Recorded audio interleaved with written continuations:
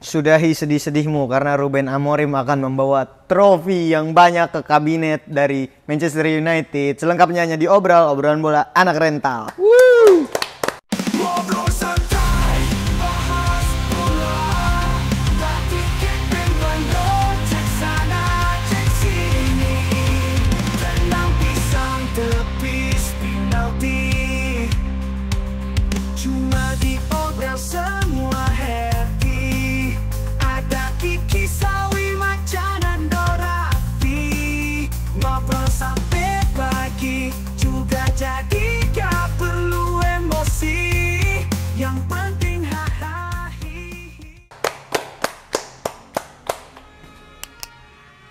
Aduh, lagi-lagi Madrid MU ini langsung dia nunjuk, nggak pakai nggak pakai basa-basi. Karena kan yang udah biasanya kalau tim habis mecat tuh pelan-pelan dulu. Pelan-pelan, nyari dulu. 3 minggu. Ini nggak nyampe seminggu ya? Nggak nyampe seminggu. Tat. 3 hari. Belum move on dari Ten Hag tuh pecinta Ten Hag tuh. Udah Ten Hag digembosi Dalot ini. Iya. Digembosi Dalot ya? Portugis connection ini. Digembosi Rashford juga anjing. Kayaknya udah. Oh iya. Portugis connection. Digembosin Bruno juga anjing. Kemarin Bruno main bagus banget habis dia keluar. Oh iya 5-2 ya? Dalot juga bagus banget. Dalot bagus nih kemarin. Bagus banget. Sumpah digembosi bener-bener digembosi. Kita pengen bahas soal Amorim juga, kita recap dikit MU kemarin di Carabao ya, menang 5-2 lawan Leicester ya. Sebelumnya kita perkenalan dulu. Perkenalkan, nama saya Berdimo, saya host yang memimpin jalannya acara kesayangan kalian semua. Di depan saya ada siapa? Gua Raffi Amorim. Raffi Amorim. Bukan Ruben ya? Bukan. Raffi Amorim. Depan gue siapa? Indonesia meninggal Old Trafford. Hai. Siap-siap nangis besok. Manchester udah dingin, Bos. Oh iya, Chelsea MU ya, Chelsea MU ya. MU besok. Waduh. Super big match. Tapi tanggal 10 ya Amorim baru ya? MU-nya tim kecil kan. Wait. Iya. Super Sunday aja sih, bukan big match. Sunday aja sih. Nggak super juga. Super. Amorim itu gue baca-baca mulai aktif kerja tanggal 10. 11 November ya, 11 November karena dia Week sebenarnya ya. Iya. next week ya. Karena dia masih ngurusin berkas dan lain sebagainya macamnya lah gitu. Cuman ini mengejutkan buat gue penunjukan Amorim karena secara tiba-tiba dan ya memang rumor udah ada ya, udah ada. Cuman gue nggak nyangka secepat ini gitu. Ini mengagetkan gak Vi buat? Menurut gua ngagetin banget dari kayak ini ya bursa transfer yang terakhir nih.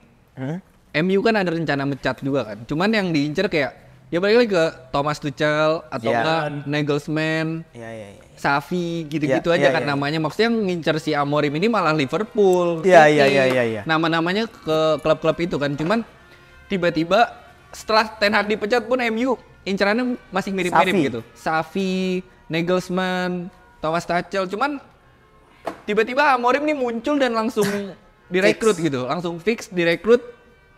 Menurut gua pasti ada sesuatu dari Ineos ini yang udah merhatiin si Amorim. Menurut gua. Apa ngasal? Masa ngasal lagi? Mau sampai kapan anjing nih gua ngasal anjing? Kan ngasalnya dari 2013. Iya. Enggak. Moyes ditunjuk. Moyes ditunjuk sama Sir Alex. Iya. Boleh. Itu mah KKN aja orang Scotland. Iya, KKN itu. Ya menurut gua ya cukup terkejut lah. Namanya muncul begitu cepat dan langsung direkrut. Ya cepet lah menurut gua. Lu terkejut kan? Soal penunjukan Amorim yang tiba-tiba ini? Enggak sih. Enggak. Ya gue berharap berarti nggak jelas juga nih beliau kayak gitu. Gue malah suka nih yang nggak jelas gini nih. Tiba-tiba jago kan. Siapa emang yang udah pernah gitu siapa, Bi? MU nggak ada kalau MU. Kalau di MU nggak ada. Enzo Maresca benar. MU selalu ngambil yang jelas karena. Iya. Dan selalu gagal. Coba ambil yang nggak jelas kali Coba, aja gitu. Sekali-kali nih ambil yang nggak Iya, jelas. Enzo Maresca. Arteta juga nggak jelas loh itu. Arne Slot. Feyenoord juara. Iya, cuman maksudnya Ya Eredivisie. iya, Amorim kan juga juara.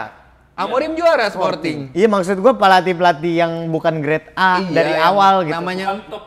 Iya, jadi dia naik tuh karena di tim baru dan perform itu kayak Enzo Maresca, Arne Slot. Tapi kan kalau kayak sebelumnya kan Mourinho, Van Gaal, terus Ole, Rangnick kan cukup punya nama besar kan. Tapi Ole kan juga nggak jelas. Ole itu legend aja, legend aja. Cuma kan oke lah, rumput runner. Tapi Peringkat mainnya bagus loh Ole, sumpah. Mainnya bagus, cuman ya masuk ke Ronaldo kan mengubah gaya permainan Ole kan. Iya. Ronaldo sentris. Iya. Ronaldo sentris. Tapi Sebelum Nul, itu bagus mainnya. gimana Nul?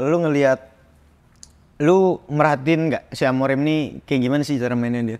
Kalau gue lihat sih dia kalau formasi dia 3-4-3 kan. Iya.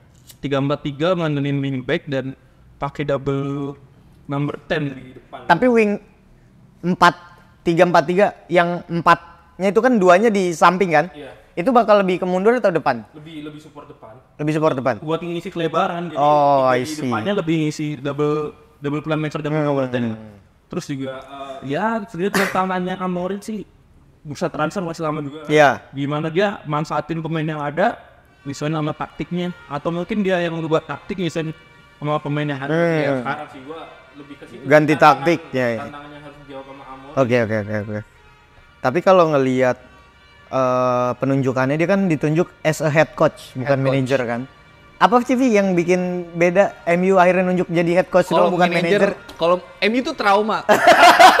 Kalau manajer ini kan punya pengambilan keputusan yang cukup besar, Signifikan ya. dari bursa transfer pemain lah. Dia bisa memilih pemain yang dia mau gitu. Cuman kalau head coach ini akan di reset lagi sama yang di atas, Yang maha kuasa. yang maha kuasa. Transfernya berarti ngajuin posisi doang Nggak, ya? iya nggak sebebas itu. Dia bakal ngajuin posisi dan dikasih nama. Oh gitu. Iya. Menarik. Itu yang bikin ya mungkin MU trauma sama Ten Hag ya. Trauma. Lu lihat dia bawa Anthony. Iya. Anthony jadi apa sekarang tuh kan? Nggak ada yang tahu kan pekerjaan dia apa sekarang kan? Anthony. Tukang bacang apa? Bacang ya? Terakhir. Mana mau direct ke Chelsea lagi? Iya Chelsea ngincer itu. Itu bener ini sih. Berita out of nowhere anjing. Tapi Tapi rumor Daily Telegraph bilang gitu. Itu bener itu. itu beneran. Bener. Anjing. Itu aneh banget sih menurut gua. Kiri kanan Anthony. Gak habis thinking. Depan Jackson depan. Jackson masih oke lah. Jackson lumayan lah sekarang. Improve. Balik lagi Amorim nih. Balik lagi Amorim. Kan kabarnya kalau berdasarkan yang Inul bilang tadi Vi, dia pakai double number 10. Ya. Sukanya. Siapa yang bakal ada di situ kira-kira? Kalau menurut gua Bruno sama Ahmad sih atau enggak Bruno Eriksen. Bruno Eriksen. Bruno Eriksen. Bruno Eriksen Ahmad. Pas di Enggak Bruno Mount. Pochettino tuh ya. Enggak. Eriksen sekarang bagus mainnya. Cuman nggak bisa 90 waktu menit. Ten Hag yang game-game terakhir Ten Hag lah. Eriksen doang yang bagus. Yang lainnya sampah. Tapi kan nggak bisa 90 menit. Iya sih. Ya rotasi dengan Ahmad sih menurut gua karena Ahmad kan yang gua Amat bilang, bisa emang. Ahmad di Sunderland sempat jadi nomor 10, di Rangers sempat I jadi nomor see. 10. Justru di pikiran gue ini Mason Mount. Mason Mount? Aduh. Balik ke pas Dia kan Chelsea. tapi emang posisinya di Iya, situ. posisi asli itu Posisi cuman gua belum bagusnya. cukup pede lagi sama Mason Mount. Mungkin karena ngebawa nomor 7 kali ya, beban yang terlalu berat tuh. Cuman Lagi-lagi Mason Mount pas zamannya Tuchel di Chelsea. Iya, gila-gilanya ditaruh Pas situ. 10 kan cukup work juga sih. Mungkin bisa duet sama Bruno kan. iya sih, cuman kan lagi-lagi availability-nya itu loh. Dia kemarin cedera kepala pulih, Iya. ada lagi cedera baru. Kayak ya ini orang udah mulai kayak Luke Shaw gitu. Nggak Cedera udah-udah belum ya. sembuh tuh udah cedera lagi. Rhys James. Iya, itu dia Rhys James. BPJ sejati aja. Gue lebih menarik sama kalau emang Ruben Amorim datang dengan membawa taktiknya dan langsung diimplementasikan ke squad MU, gue Iya. lebih menarik 3 back belakangnya sih. Siapa? Aja tuh. Kalau dari gue sih ya, Delik, Maguire. Tuh pasti dengan Delik tengah, Johnny Evans di sebelah mana? Johnny Evans di Kidman. Kidman ya. Atau nggak supir bis ya, yang nganter. Gokil. Gue Delik, Lica, sama Lenioro sih, menarik banget Lenioro udah balik belum? Yang cedera panjang ya? Dia akan balik di pokoknya Desember abis jeda internasional dia balik pas banget sama Amorim ngelatih. Masuk? Iya. Oke. Itu udah fix. Udah fix sih. Dia udah mulai latihan first team soalnya. Terpisah sama situ. Delik, Lisandro, Lenioro. Lenioro. Wingback. Pertengahan bulan ini dia kan main lagi 20-an ya? Iya, Main lagi 20-an kan? 20 bulan. Ya, udah balik. udah balik ya. Kalau dari lu gimana? Kira-kira wing ini kan kuatnya di wingback berarti kan? Kalau 3-4-3 ini yang harus benar-benar bertaji gitu. Bisa nggak Dalot? Dalot bisa menurut gua. Bisa. Dalot bisa. Justru gua Kirinya yang bingung. Berarti kan Dalot Mazraoui kan pasti. Iya. Kayaknya sih Garnacho juga bisa ditarik sih menurut gua. Garnacho. Menurut gua Oh, bisa iya. ditarik dia. Kalau ini kita lagi ngomongin kalau Karena- 3-4-3 bener ya. Iya. Jangan bilang kita menghayal, kita kan namanya juga berandai-andai. Garnacho. Menurut gua masih masuk akal kalau Garnacho yang ditarik. Victor Moses dulu ditarik ke belakang. Iya, iya. Kayak gitu. Garnacho soalnya mau track back juga ya anaknya ya. Track back. Kalau Rashford nggak mungkin. Rashford tuh Rashford yang nggak berpotensi mungkin, ya. egoisnya gede banget Yang berpotensi itu Rashford ya. Nggak mau mundur ya. Yang Egoisnya berpotensi. gede banget itu orang. Berarti kalau kita bicara 3-4-3 seorang wingback ini kan beda sama formasi 4-3-3 Ya. atau berapa gitu ya, atau 5-3-2 itu kan beda ya. Dia ini bener-bener ya lu nyapu ujung sampai ujung gitu. Iya. Nyawanya ujung sampai ujung lu nyapu gitu. Gua ngerasa nggak tahu ya, mudah-mudahan prediksi gue salah, cuman gue ngerasa kayaknya wingback MU nggak ada yang bisa di situ deh gitu posisinya. Ya sebenarnya Perannya. Luke Shaw doang sih yang bisa buat Luke Shaw ya. Iya sih Luke Shaw Luke benar. Shaw kuat sih, cuman Ya, nggak itu tahu ya intinya setelah balik nggak dari kuat. ini nggak tahu kapan juga dia akan main soalnya. Iya. Malaysia kan mentalnya astaga tuh orang. Malaysia kenapa sih? Dia udah MU tuh ngepost mulu Malaysia latihan tapi nggak muncul di match day squad tuh nggak muncul juga. Serius udah mulai latihan bareng ya? juga. Nggak ngerti gua. Malaysia juga lebih defensif juga kan. Lebih ke defensif, cuman dia mirip Dalot sebenarnya, bisa nyerang juga. Gua sampai Kalau lupa Shaw, loh Malaysia mainnya gimana sih? Bagus nggak sih? bagus dia. Kiri ya? Apa ya? Iya Dia kiri bagus nggak? kenceng defense oke. Nyerangnya ya lumayan bisa lah kayak Dalot lah sebenarnya. Cuman kalau Dalot kan lebih ke Tolol. enggak. Tolol kan dia maksud. Tololnya kan ini. Ada maksud kan? Nggak, Dalot kan lebih ke nyerangnya yang lebih oke sebenarnya daripada defense. Oh iya gue setuju sih. Gue setuju. Kalau Malaysia itu lebih defense. Sebaliknya, iya. Tapi bisa juga nyerang. Siapa tahu mau beli Ben Chilwell kan? Iya, Ben Chilwell. Lambat. Lambat. Iya, tapi banget. rambutnya bagus. Iya, Dia- ganteng gitu, Iya, rambutnya kece Ben Chilwell. Kalau buat jangkar 2, gue berpikiran tuh tadi gue ngobrol sama Inul, gue berpikiran Casemiro sama Ugarte. Cuman kata Inul Maino. Maino tetap. Karena butuh di playmaker ibaratnya. Maino tetap. Dan Casemiro pasti dibutuhin lagi sama Amorim. Ugarte masih harus lebih bersaing sih menurut gua. Juga sama Casemiro lebih cocok buat main bareng sih menurut gua ya. Tapi double destroyer itu bisa dilakuin di mana ya? Oke, kita lanjut, gue lupa. Ibaratnya kan lu pakai double destroyer gitu ya. Cuman gue ngebayangin kayak wah keren juga nih ada dua tukang jaga. Karena kan gue berpikir udah ada 2 kreatif di belakang striker kan. Iya. Cuma kan ya build up dari belakang ke Iya sih. Lu harus nyari pemain yang bisa destroyer, bisa passing juga ya, dan itu kemungkinan ada di diri Kobbie Mainoo ya. Kalau Maino. Casemiro pun bisa setelah Ten Hag dipecat nih kalau menurut gua. Iya ya, Dia tuh kemarin kreatif loh si Casemiro ini, apalagi apa ya? Connectionnya dengan Bruno di call di lapangan tuh oke banget. Oh iya. Ya, jadi Bruno lari itu cuma mata Casemiro doang yang ngelihat, yang bisa ngumpan ke Bruno. Menarik. Kalau ngelihat racikannya sebenarnya itu tadi yang dikritisi kan, Nando udah lama bilang tuh kalau jangan maksain, Ten Hag jangan maksain pakai strategi yang mau dia sesuai sama pemain gitu. Nah, sementara kalau kita berandai-andai ini aja 3-4-3 belum kebayang, belum fix aja kita kebayang itu jadi bakal sesuatu yang menarik gitu. Sementara si Ten Hag nih dengan kepala batunya masih aja ya. Nah, akhirnya dia ingin apa ya? Permainan berdasarkan apa yang dia mau tuh, karena dia punya pengambilan keputusan penuh untuk membeli pemain sih ya menurut gue. Jadi ya. kalau emang permainan gue belum berjalan, dia masih bisa beli pemain. Pemikiran dia pasti kayak gitu. Akhirnya kan ngebeli Onana dan lain-lain Iya, ya iya, kan. benar. Iya, jadiin mini Ajax. Tapi bener nggak kemungkinan yang bakal jadi pemain kunci di Amorim ini Anthony? pasang wingback. Pemain Iya. kunci kan. Pemain kunci kan. Pemain yang akan kunci. Iya, ngomong D-nya dalam hati gue tadi. Pemain kunci gitu. Tapi siapa? Kalau ngelihat dari 3-4-3 yang bakal berperan sentral tuh posisi mana? Nomor 6-nya sama wingbacknya sih pasti. Wingback sih, kalau gua lebih ke wingback sih. Krusial banget pasti Karena wingback. dia yang jaga, ya jadi metronomnya lah.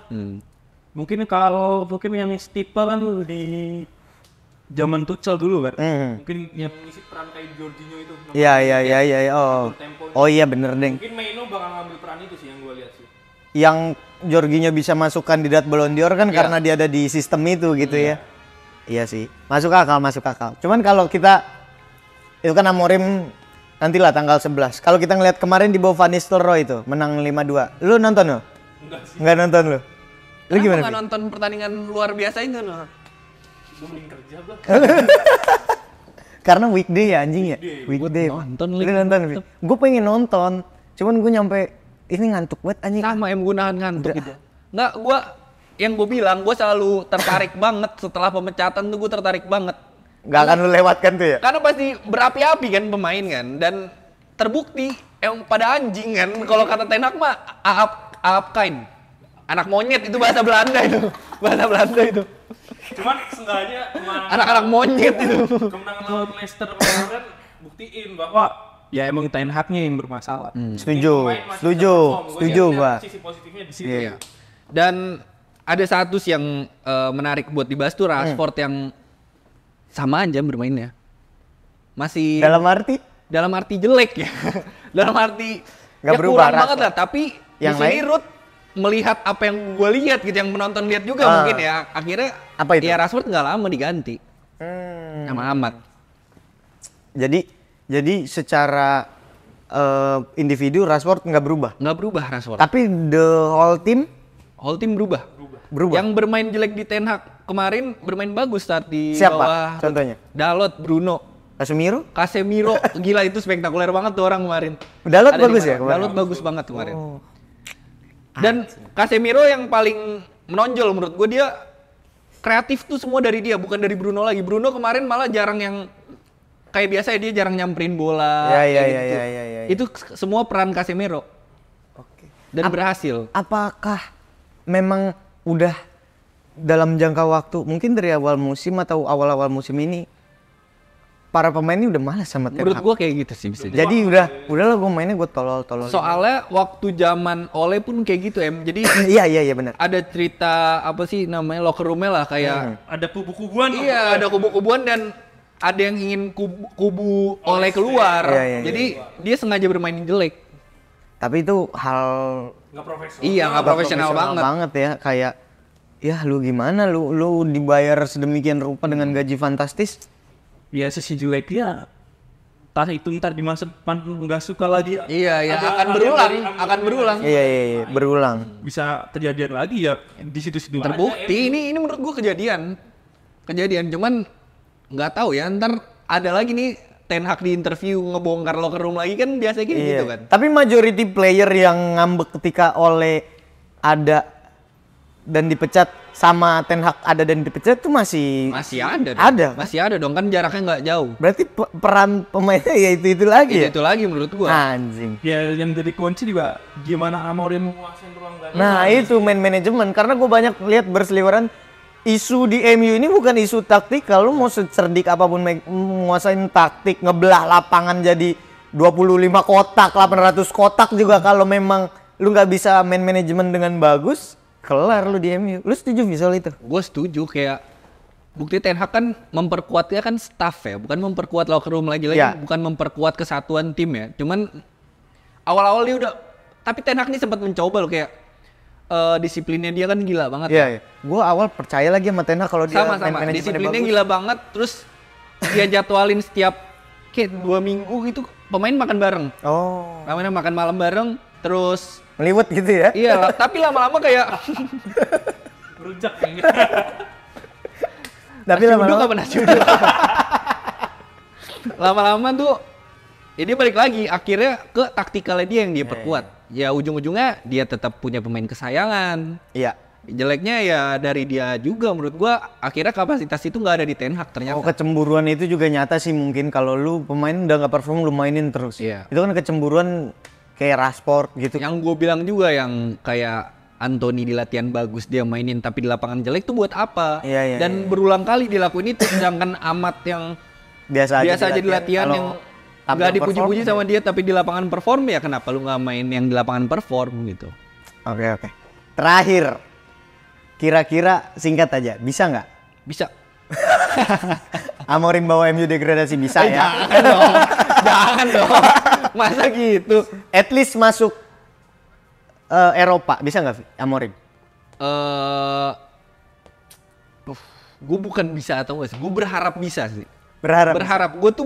Gue harus nonton dulu sih, Iya, gue iya. harus ngelihat dulu. Cuman gue berharapnya bisa ya. Karena dia sosok yang pemberani ya. Sosok pemberani. Enggak, dia kan ditanya kan kayak dia bilang dia mau stay di Sporting sampai akhir musim. Terus di ancam sama Ineos lah. Nah, sekarang Sekarang tidak atau sama sekali. tidak sama sekali. Iya, dia jawab langsung iya sekarang. Yaudah, sekarang gas Dan gitu. banyak yang ngehujat kan dia mau karena uang. Cuman ada beberapa tim penawaran lebih besar dari MU, dia tolak karena emang dia mau melatih MU. Sangat menarik kata dia. Ya udah kita lihat aja lah apa yang bisa dia lakukan lah dia. Berharapnya bisa. Berharapnya bisa gua. Dari lu Nul, masuk zona Eropa. Entah itu melon, jeruk atau UCL Real bisa. Bisa.